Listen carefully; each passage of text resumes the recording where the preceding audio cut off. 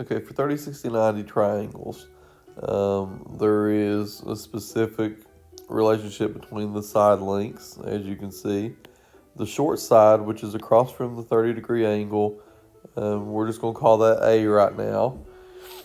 And the way that relates to the other sides, the hypotenuse, which is always across from 90, is going to be twice as big as that short side. So if this is 5, then the hypotenuse would be 10, obviously. It's just you multiply the short side by 2 to get to the hypotenuse. Now, the longer leg that's across from the 60-degree angle, it's going to be the longer side here, the longer leg, then it's going to be the short side multiplied by square root of 3. So the way this all relates, if you have this side, you're gold. I mean, you just double it to get the hypotenuse, and then for the longer leg, you just multiply by square root of 3. And then really, if you have the hypotenuse, it's really easy math as well, because you can divide it by 2 to get to the short leg. And then once you divide it by 2 and get the short leg, then you can take that number and multiply by square root of 3. But I'll walk you through a couple of these real quick. All right, so an example of the easiest type of problem when you have the short leg given to you. In this case, I've got 5 for the short leg, which is across from the 30-degree angle. That's how I know it'd be the short one. Makes it real easy to find the other ones. All I got to do for the hypotenuse is take 2 and multiply by that short side, and I get 10. And then if I'm looking for the longer leg, I just multiply by square root of 3. So the same value here that was the short leg just multiplies by square root of 3. You don't even have to put the multiplication symbol between it, because your answer is just 5 times square root of 3 like that. That's all there is to those. There's really nothing more, nothing less. Don't overthink those. Okay, the next easiest problem is when you have the hypotenuse given to you. Because if you have the hypotenuse given to you, to find the short side, all you have to do is divide by 2. Just kind of going backwards from what you had a second ago. So over here, 12 divided by 2 would equal 6, and that would be that side. And that's because you have this relationship to where the hypotenuse is twice as big as the short side. So all I got to do to go backwards, 12 divided by 2 is 6. Then I can take that short side that I have and multiply by the square root of 3. See how I did that? I went from here to there first, and then multiplied by the square root of 3. It saves you a little bit of time, because you usually have to fill out the whole triangle anyway. All right, now let's say that you have the same type of problem, only now the hypotenuse is an odd number, so it don't come out as evenly. Still not really difficult on the math part, because the short leg still relates to that hypotenuse by dividing it by 2. So that value is just 13 over 2. Just leave it as a fraction. That's fine, 13 over 2.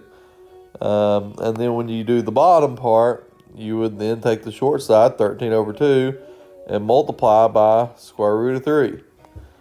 That's the same as saying square root of 3 over 1. So if you multiply times square root of 3, your answer ends up being 13 times the square root of 3, it goes on top, over 2.